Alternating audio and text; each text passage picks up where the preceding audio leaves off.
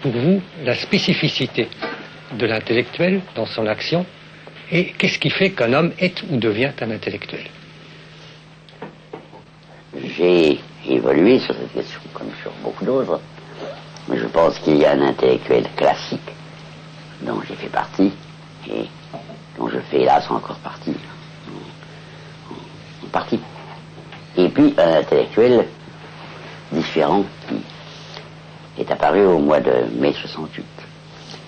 Alors j'ai considéré que l'intellectuel classique, c'est celui que nous avons tous connu. Nous sommes nés, nous sommes formés des intellectuels. Les intellectuels classiques, c'était au départ quelqu'un qui se recrutait dans un secteur que j'appellerais celui des travailleurs spécialistes du savoir pratique. Ce sont des gens qui ont comme métier de constituer des données techniques ou pratiques d'une manière quelconque à partir d'un savoir scientifique. C'est donc ceux qui vont du savoir scientifique au savoir proprement du médecin ou de l'ingénieur. Et à ce moment-là, il se trouve donc sur un plan où individuellement il sert du particulier et il le sert à partir de notions universelles ou de pratiques universelles. C'est ainsi, mettons que le savant qui travaille en Amérique à la bombe atomique ou à des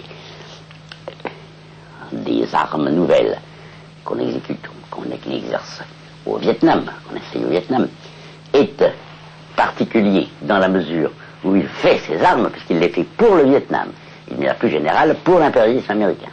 Cependant qu'il est quand même universel, en ce sens qu'il applique à ces armes particulières un savoir universel.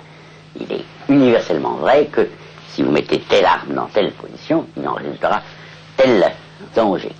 Donc, c'est cette contradiction constante du savoir universel, de l'utilisation pratique singulière ou particulière de ce savoir, qui crée chez le technicien du savoir pratique une possibilité intellectuelle. Il est intellectuel à partir du moment où il saisit cette contradiction en lui, qui ressemble beaucoup à la contradiction de la conscience malheureuse de Hegel, puisqu'il y a aussi l'universel et le particulier dans cette conscience malheureuse hegelienne. Et il se trouve là, devant une contradiction qu'il ne peut pas résoudre. Ça, c'est l'intellectuel classique. Ça veut dire qu'il ne se met pas du tout en cause lui-même. Il est constitué par une contradiction qui le fait conscience malheureuse, mais il estime que sa conscience malheureuse lui permet d'être aux côtés du prolétariat, par exemple, de lui donner des conseils, de lui découvrir des vérités. Il les découvre parce que lui-même, en tant que particulier, est gêné par cet universel qui est en lui, ou comme l'universel est gêné par le particulier. Il lui donne certaines lignes de conduite, il découvre des vérités qui sont de plus en plus universelles, pense-t-il, et il se constitue ainsi comme intellectuel. Ce qui veut dire que, dans la plupart des cas, il signe des pétitions. C'est-à-dire que, voyant la différence entre une pensée et une conduite politique universelle et la conduite et la pensée politique particulière qu'un gouvernement bourgeois mène, il dénonce la pensée particulière, la politique particulière des bourgeois au nom de l'universel. Telle est la conception classique de l'intellectuel. Il est donc très content d'avoir une conscience malheureuse. Il est heureux d'avoir une conscience malheureuse parce que c'est elle qui lui permet de dénoncer.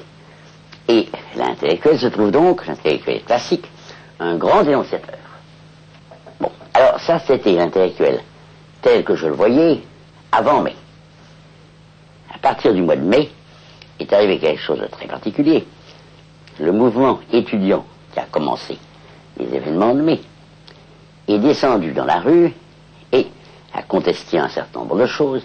Il a contesté en particulier le cours magistral, le savoir égal pouvoir des professeurs, l'action de l'État dans la culture, le fait qu'elle était particulière, réduite à un certain nombre de gens, alors qu'elle a dû être universelle, c'est-à-dire aller à tout le monde. Et on s'est aperçu qu'à travers tout ça, ce qu'il critiquait, c'était l'intellectuel classique, entre autres. Il critiquait beaucoup d'autres choses, mais ce qui était contesté là, c'était l'intellectuel classique.